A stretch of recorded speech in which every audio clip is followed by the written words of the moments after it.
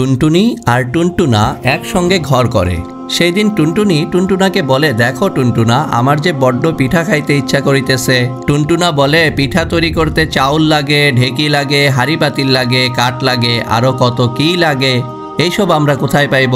টুনটুনি বলে, চলো আমরা গেরস্তের বাড়ি হইতে আগে চাউল টুকাইয়া আনি, তারপর আর সব জিনিসের কথা চিন্তা করা যাইবে। টুনটুনি আর টুনটুনা ফুরুত ফুরুত করিয়া উড়িয়া এ বাড়ি যায় ও বাড়ি যায়। ছেলেরা এখানে সেখানে কত চাউল ছড়াইয়া ফেলে, সেই চাউল ওরা টুকাইয়া লইয়া আসে। তখন টুনটুনা বলে, চাউলের তো জোগাড় হইল, এবার চাউল ভানিয়া গুড়া করিব কেমন করিয়া? টুনটুনা তখন করিল কি, যাইয়া দেখে গেরস্তের বউ ও ঘর হইতে ঢেকি করে যাইতেছে।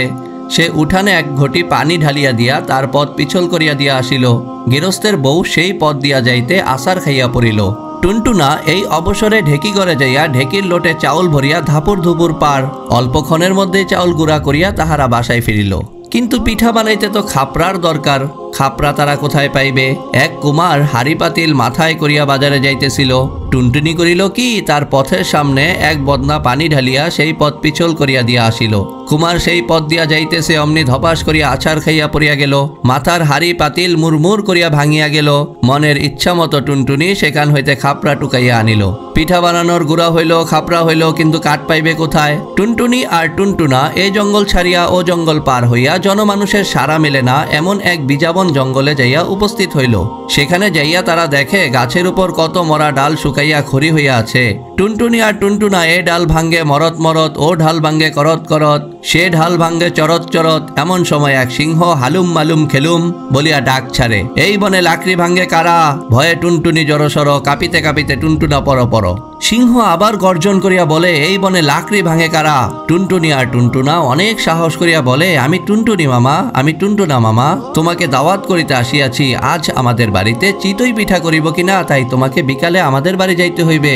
এক গাল হাসিয়া সিংহ মামা বলে, বেশ ভাগ্নে, বেশ বেশ ভাগ্নি, বেশ, তোমাদের দাওয়াত কি না রাখিয়া পারা যায়? আমি ঠিক সময় যাইয়া হাজির হইব।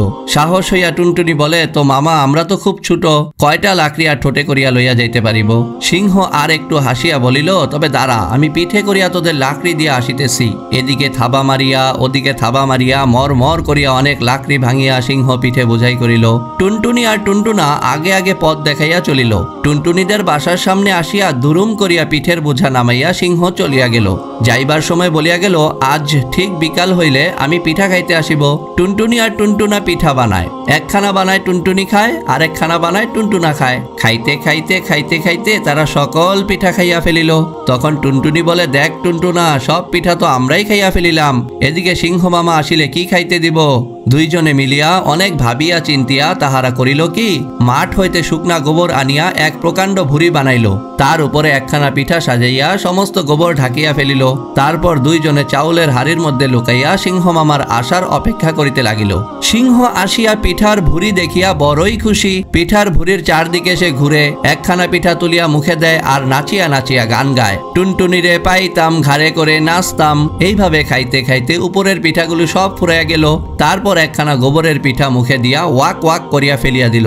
তখন সিংহ মহাশয় তর্জন করজন করিয়া উঠিল, টুনটুনিরে পাইতাম ঘাড় মটকায় খাইতাম, টুনটুনারে পাইতাম ঘাড় মটকায় খাইতাম। চাউলের হাড়ির মধ্যে থাকিয়া টুনটুনা বলে, টুনটুনিরে, আমার বড়ই হেচ্ছু পাইতেছে। টুনটুনি বলে, টুনটুনা, সর্বনাশ করবি, হাঁচি দিলেই সিংহ টের পাইবে, আর টের পাইলে আমাদের কি আর আস্ত রাখবে?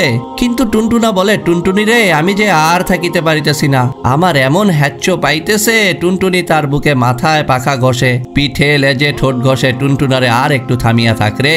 কিন্তু বলিলে কি হইবে? আকাশ ফাটাইয়া টুনটুনা শব্দ করিয়া বলিল, হ্যাচ্ছু।